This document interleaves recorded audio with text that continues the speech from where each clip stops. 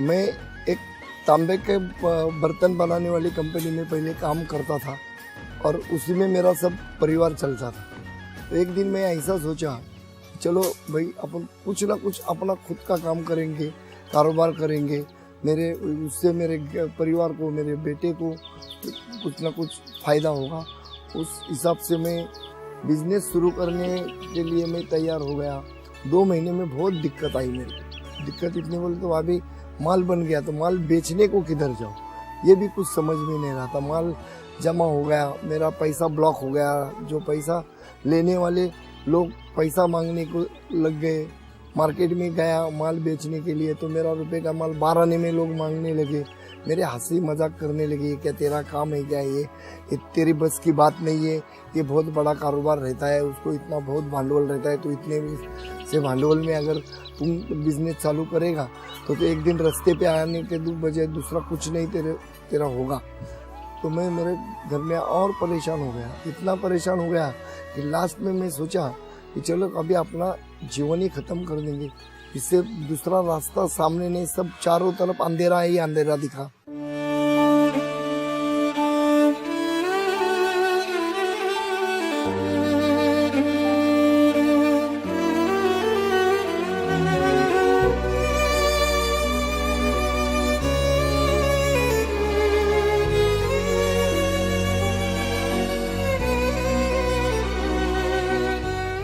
तो उसके बाद मैं ऐसा एक दिन जो टीवी में ऐसा सरल वास्तु का प्रोग्राम आ गया, तो वो हिसाब से मैं सोचा तो फ़ोन किया।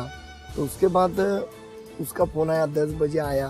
फिर उन्होंने मेरा डेट ऑफ बर्थ पूछा और जो मेरा बेड था, सोने का जो जगह था मेरा, तो अब वो बोले मुझे पश्चिम दिशा से सर रख के आप सो जाइए। उसके बाद मेरे को सब मेरा फैक्ट्री में एक काम जिधर चलता था, एक बाजू में ऐसा होता था कि काम नहीं चलता, जो बाजू हमेशा काम चालू करने के पहले उसका मशीन बंद पड़ता था, उधर लोग नहीं आता था। उसके बाद उधर कुछ ना कुछ प्रॉब्लम होके वो बाकी का एक हिस्सा मेरा कभी चालू ही नहीं हुआ। चालू काम करते करते वो एक 15 दिन का ये गया। 15 दिन के बाद जिधर मेरा काम बंद पड़ रहा था, कभी उधर मेरे को 1 रुपये का आमदनी नहीं होता था, उस जगह से मेरा मशीन चालू हो गया, काम प्रोडक्शन चालू हो गया। मेरा आदमी लोग सब जैसे के जैसे, पहले के जैसा मैं सोचा था कि भाई इतना करने के बाद अपने को फ़ायदा हो जाएगा, तो सही में वो जो करने के बाद मेरे को जो फ़ायदा हो गया, तो उसके बाद मैं आज तक बहुत खुशी में हूँ।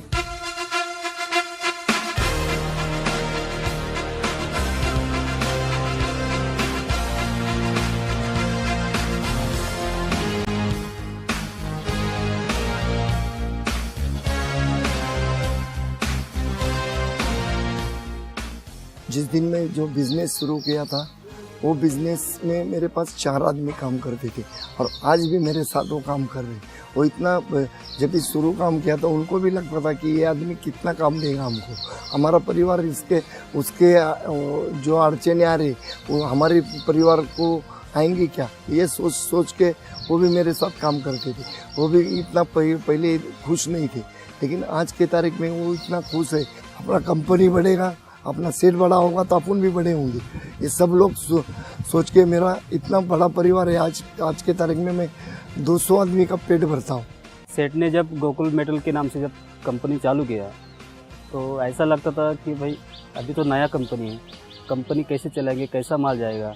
एक 6-7 महीना बहुत तकलीफ हो गई। अभी एकदम अच्छा चल रहा है। कम से कम हमारा जो पहले का काम था उससे 5 गुना या 6 गुना बढ़ गए।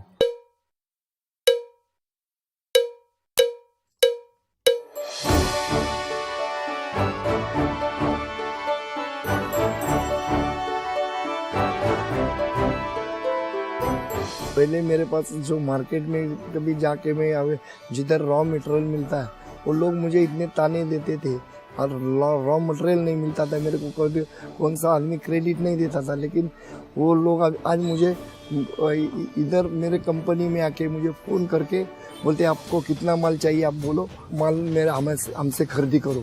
मैं कभी खाली पुणे के अंदर, महाराष्ट्र के अंदर जो बिजनेस कर रहा था, वो आज की तारीख में मैं कम से कम भारत के 15-16 राज्यों में मेरा माल जाता है।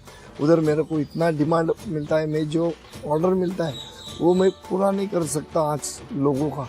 इतना मेरा हिंदुस्तान में नाम हो गया कि मेरा प्रोडक्ट मेरे नाम से, गोकुल मेटल के नाम से बेचा जाता है। जो गोकुल का स्टिकर मेरा जो है वो देख के लोग बाकी कुछ भी पूछते नहीं कि मेरा गोकुल मेटल का माल कैसा है, क्या है, खाली स्टिकर देख के माल खरीदी करते हैं।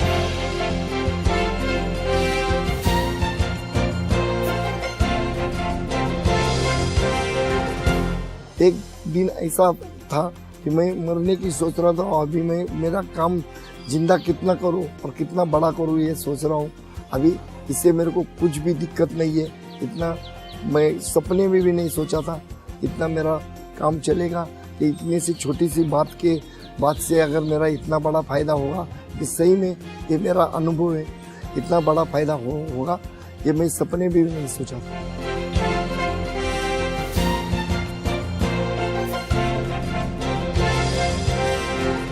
कॉर्पोरेट सरल परिवार का जो निर्माता है उससे मिलने की मेरी मन कर रहा था। रोज मैं सोचता था कि कैसे मिलूं।